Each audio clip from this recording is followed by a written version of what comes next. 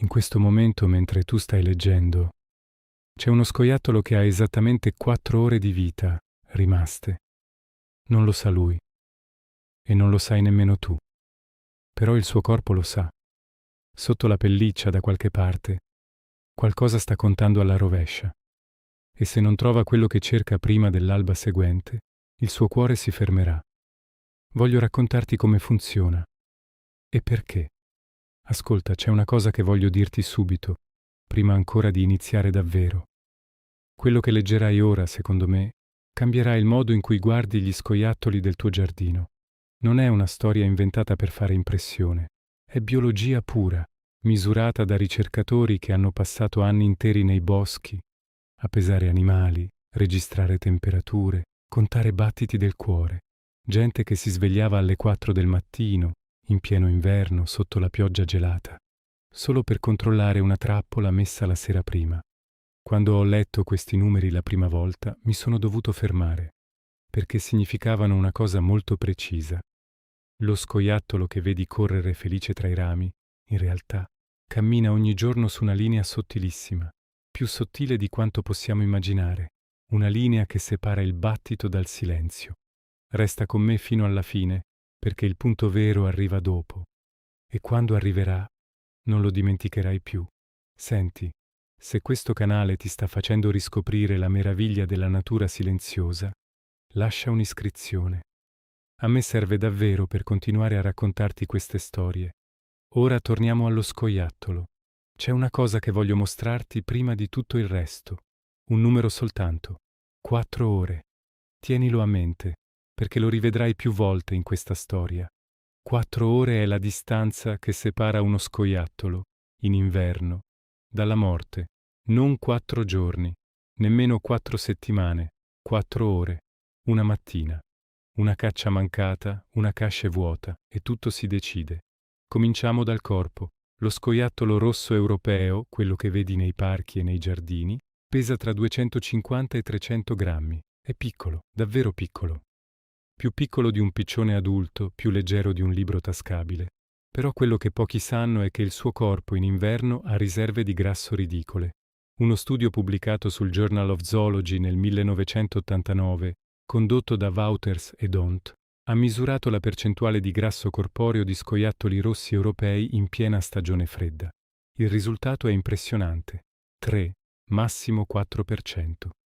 Per fare un confronto, una marmota, che è un animale che va in letargo, vero, ne ha tra il 25 e il 40. Un orso, prima del letargo, può arrivare addirittura al 50. Lo scoiattolo no. Lo scoiattolo non va in letargo. Si sveglia ogni singolo giorno e ogni singolo giorno consuma quello che ha. Quando ti dico 3%, intendo che lo scoiattolo del tuo giardino in dicembre ha addosso più o meno 9 grammi di grasso. 9 grammi soltanto. È meno di una moneta da 50 centesimi.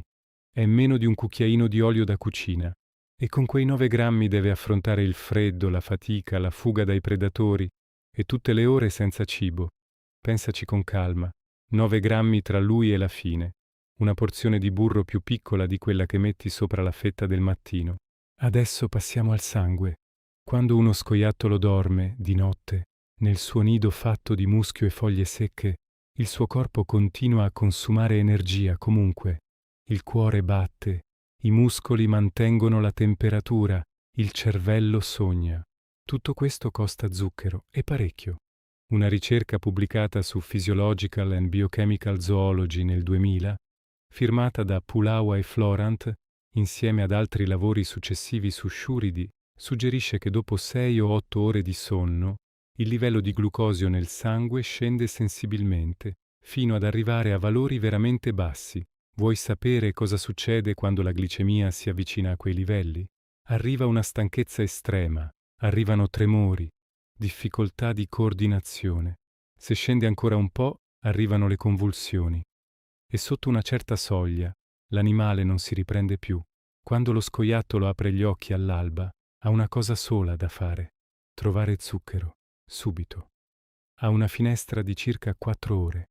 4 ore per uscire, scendere dal nido, raggiungere una cache di ghiande, dissotterrarla, mangiare e tornare al sicuro. Se qualcosa va storto in quelle 4 ore, il punto di non ritorno si avvicina velocemente. Mi sono fermato a pensarci su un attimo. Tu e io ci svegliamo, beviamo un caffè, mangiamo qualcosa e nessuno conta niente. Per lui invece ogni minuto è una sottrazione. Ogni secondo è glicemia che scende ancora. Poi c'è il freddo. Non quello che senti tu quando esci a buttare la spazzatura. Il freddo che misura un corpo da 300 grammi. Irving, nel suo lavoro classico del 1972 sui mammiferi artici, ha calcolato la perdita di calore di piccoli mammiferi esposti a temperature vicine allo zero, con vento moderato. Per un animale di circa 300 grammi, la perdita è di circa 1 grado e 2 decimi all'ora. In assenza di movimento, lo scoiattolo ha una temperatura corporea normale intorno ai 38 gradi. Sotto i 33 entra in uno stato di letargia involontaria. Non riesce più a muoversi bene, le zampe rispondono lente, il cervello fatica a coordinare, diventa preda facile. Da 38 a 33 sono 5 gradi. 5 diviso 1,2 fa, di nuovo, 4 ore. Ecco la seconda volta che torna questo numero.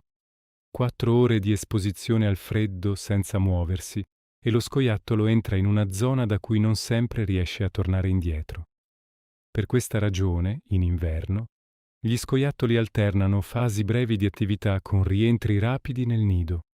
Non è pigrizia, è sopravvivenza misurata al minuto. Ogni volta che lo vedi fermarsi su un ramo, tremante, con gli occhi spalancati, sta calcolando. Il suo corpo sta decidendo. Esco di nuovo o aspetto ancora? Esco di nuovo oppure muoio? Arriviamo adesso alla parte che mi ha colpito di più. Le cache. Lo scoiattolo seppellisce ghiande in autunno, migliaia di ghiande, sparse in centinaia di luoghi diversi. È una strategia geniale. Solo che ha un problema serio. Steele e i suoi colleghi, in uno studio pubblicato su Animal Behavior nel 2008, hanno tracciato cosa succede davvero alle cacche durante l'inverno. Tra il 20 e il 30% di tutte le cacche vengono perse, rubate da uccelli che hanno visto dove lui seppelliva. Le ghiandaie in particolare lo osservano dall'alto per ore intere, saccheggiate da altri scoiattoli rivali che memorizzano i percorsi dei vicini, dimenticate sotto strati di neve troppo alta, spostate dal terreno gelato che si solleva. Pensa cosa significa. Lo scoiattolo esce all'alba con la glicemia bassa, ha 4 ore di autonomia e va verso una cache che ha seppellito 3 mesi prima. C'è una probabilità su 4 che, quando arriva lì, non trovi niente. Solo terra mossa, solo gusci vuoti. Allora deve camminare verso la cache successiva. Continua a consumare quei 9 grammi di grasso. Brucia glicemia che non ha. Perde calore che non si può permettere. Ho dovuto rileggerlo 2 volte. Significa che la mattina per lo scoiattolo è una specie di lotteria fisiologica, una scommessa che fa ogni giorno con se stesso, contro un mazzo di carte dove 1 su 4 è bianca. Poi ci sono i predatori. Qui il dato è altrettanto freddo. Petty e altri ricercatori, in uno studio pubblicato sul Journal of Animal Ecology nel 2003, hanno analizzato il timing degli attacchi di uccelli rapaci e martore sui piccoli mammiferi forestali. Hanno trovato un dato che cambia tutto. Studi indicano che una gran parte degli attacchi riusciti, contro scoiattoli, avvengono in una finestra precisa, tra le 5:30 e le 7 del mattino, esattamente le ore in cui lo scoiattolo esce dal nido con la glicemia al minimo, con movimenti più lenti del normale, mentre cerca disperatamente la sua cache. È come se l'evoluzione avesse insegnato ai predatori a colpire proprio nel momento in cui la preda è meno capace di reagire. I principali cacciatori sono lo sparviero, l'astore, la martora, la donnola. Animali che hanno cicli circadiani sincronizzati esattamente con quel buco vulnerabile. Lo scoiattolo lo sa. A livello istintivo lo sa benissimo. Per questo, in quelle ore, alterna scatti rapidi a pause assolute di immobilità. Per questo ascolta ogni rumore, gira la testa ogni 2 secondi. La sua paura del mattino non è ansia inutile. È memoria genetica, scritta da milioni di mattine identiche vissute dai suoi antenati prima di lui. Adesso parliamo del punto di non ritorno. Wouters e Lance, in un lavoro pubblicato sulla rivista Ecology nel 1995, hanno seguito per 2 inverni consecutivi 142 scoiattoli rossi, marcati uno per uno. Hanno misurato la massa corporea ogni settimana, hanno tracciato chi sopravviveva e chi no. Il risultato è netto. Quando uno scoiattolo perde circa il 15% della sua massa corporea in 4 giorni, la probabilità di morire nella settimana successiva sale a livelli intorno all'80-90%. Non è una previsione, è una soglia, un punto di equilibrio oltre il quale il corpo non riesce più a recuperare. Una volta sceso lì, il declino diventa accelerato, il fegato esaurisce le riserve di glicogeno, il corpo comincia a smontare i muscoli per produrre energia, però smontare i muscoli significa avere meno forza per cercare cibo. È un circolo che si stringe da solo. Significa che ogni mattina senza cibo non è soltanto una mattina senza cibo, è un debito che si accumula. Dopo 4 giorni di debito, anche se trovi cibo, il tuo corpo potrebbe non avere più la capacità di assorbirlo abbastanza in fretta. C'è qualcosa di commovente in tutto questo, perché significa che la fragilità non è un episodio, è una condizione permanente, una linea sottile che lo scoiattolo cammina a ogni singola alba. Ma c'è anche una luce. E voglio chiudere così. Tutto quello che ho raccontato finora sembra una storia di tragedia inevitabile. Non lo è. Smith e Reichman, in una review pubblicata su Annual Review of Ecology nel 1984 sul bilancio energetico dei roditori che immagazzinano cibo, hanno calcolato qualcosa di sorprendente. Una singola cache trovata, di circa 30 ghiande, fornisce all'incirca 120 kcal. Sono abbastanza per ricostituire completamente le riserve di glicogeno epatico dello scoiattolo e gli regalano 7 giorni di tranquillità relativa.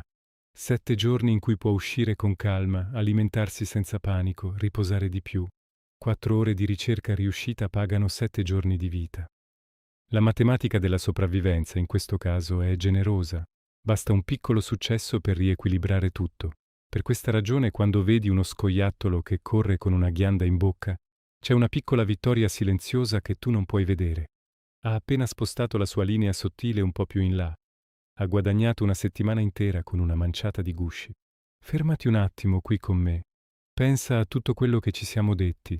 9 grammi di grasso, glicemia che si avvicina ai limiti, 1 grado e 2 decimi all'ora di calore perso, una probabilità su 4 di trovare la cache vuota, una gran parte degli attacchi proprio nel mattino, una soglia di massa oltre la quale non si torna indietro. Poi, sull'altro piatto della bilancia, 30 ghiande, 120 kcal, 7 giorni.